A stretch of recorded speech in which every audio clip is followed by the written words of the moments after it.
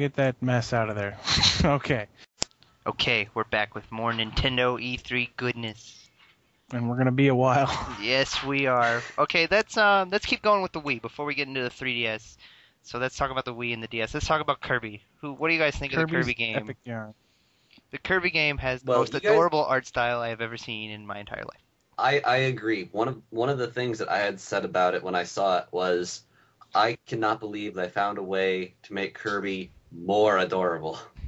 It's interesting because when I first watched the trailer, I was like, this isn't Kirby, no, no?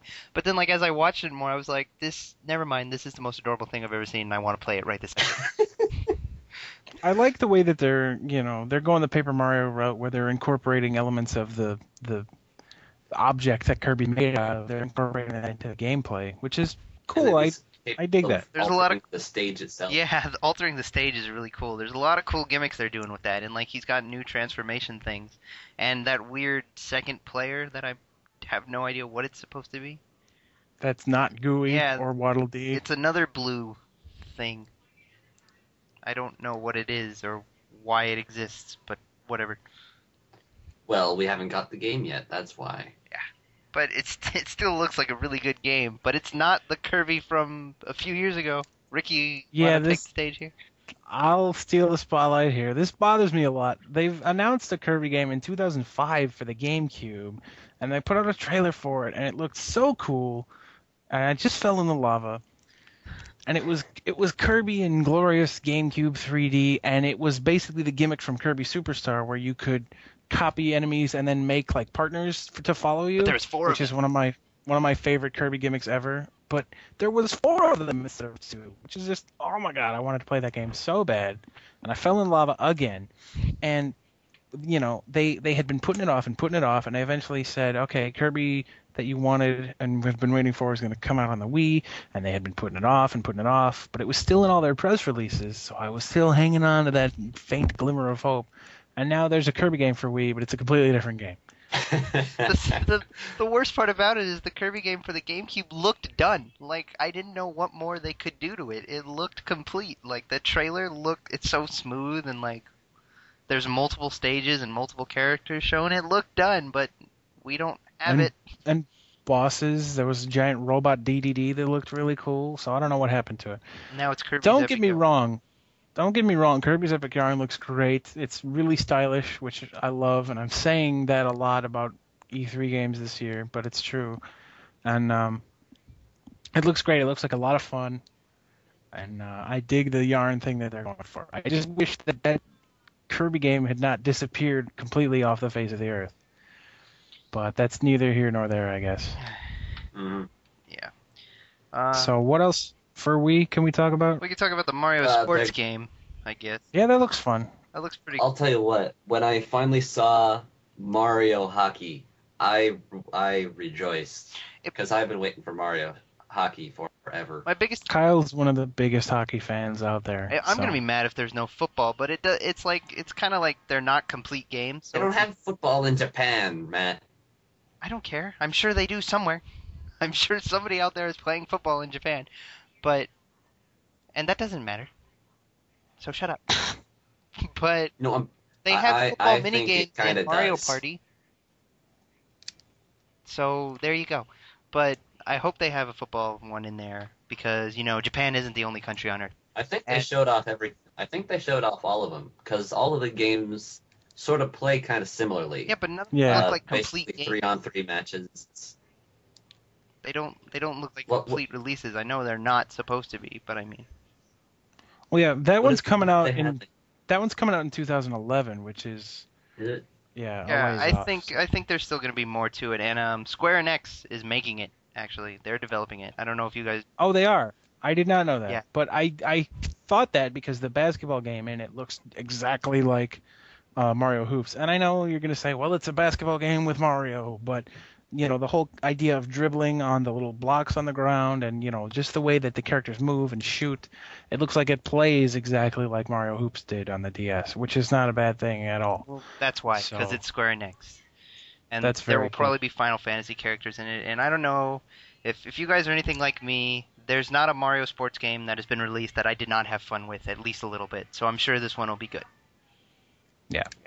What all did they have? They had volleyball, which looks fun. I mean, if you can do the save like Peach did in the video. Volleyball, dodgeball, Basketball and hockey.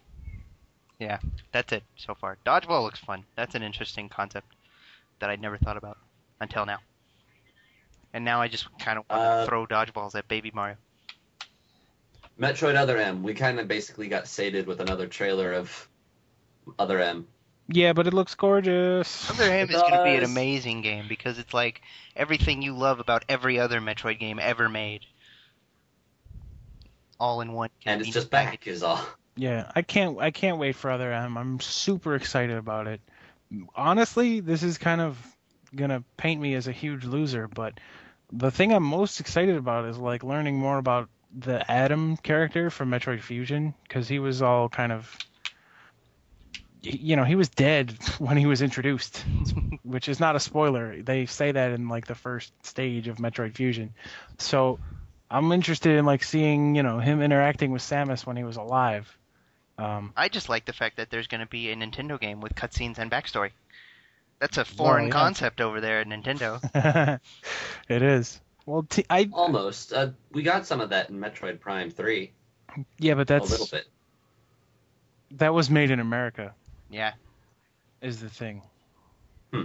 So I mean, Team Ninja's doing this one, which they make good video games. So they make good video games. They do. That's what would you pretty like? Much all what I else would you like to say?